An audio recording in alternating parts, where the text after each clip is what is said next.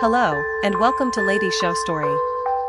Here, with a gentle voice, I'll accompany you through tales filled with wisdom and inspiration.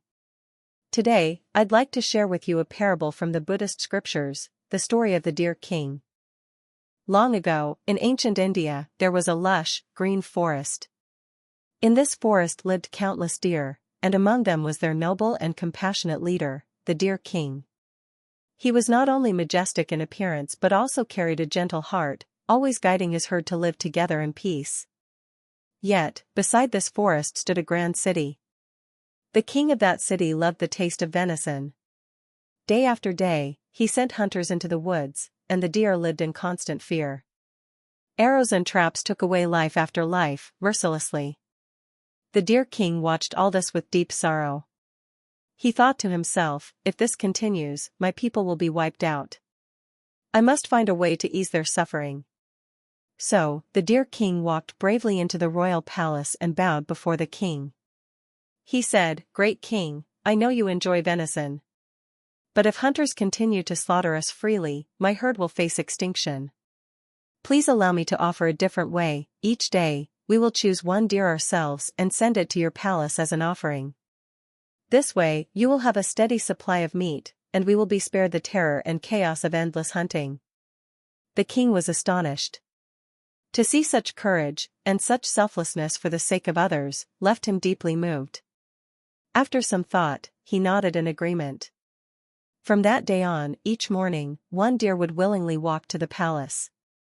Though they could not escape death, at least the rest of the herd no longer lived in panic and relentless chase.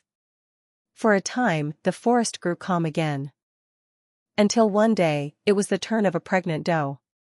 With tears in her eyes, she came to the Deer King and pleaded, "Noble Deer King, I am about to give birth. Please let me wait until after my fawn is born.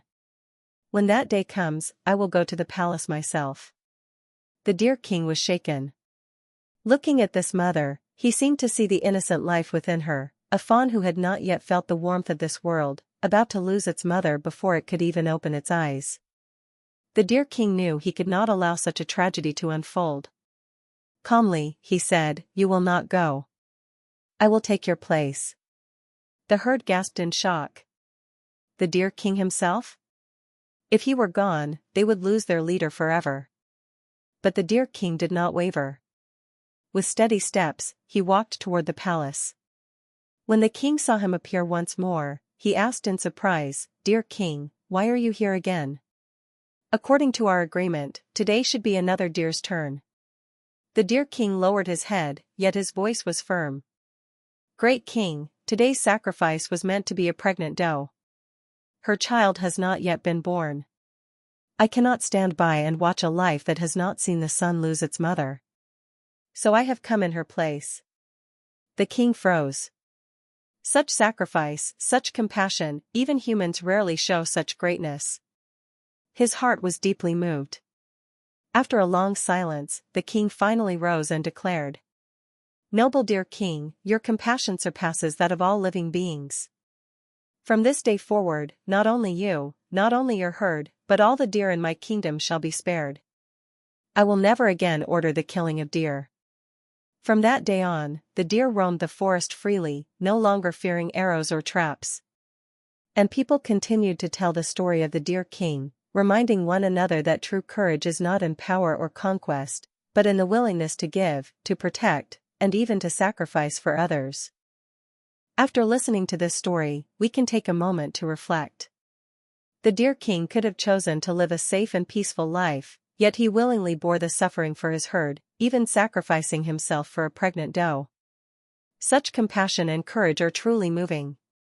In our own lives, we may not need to risk our lives as the Deer King did, but we can still learn from his spirit. When others face difficulties, are we willing to extend a helping hand? When we have the power to protect the vulnerable, can we choose to act with a little more kindness, rather than looking out only for ourselves? True strength does not lie in controlling others, but in the willingness to protect and support them. The Deer King's actions touched the heart of the king and changed the fate of the entire herd. It reminds us that a single act of goodness can influence a whole community, and perhaps even change the course of history. May this story help us remember that courage is not about conquest, but the practice of compassion. Thank you for listening to today's Lady Show story. If you enjoyed this tale, don't forget to like, subscribe, and turn on the notification bell, so the gentle voice of these stories can continue to accompany you. We'll meet again next time.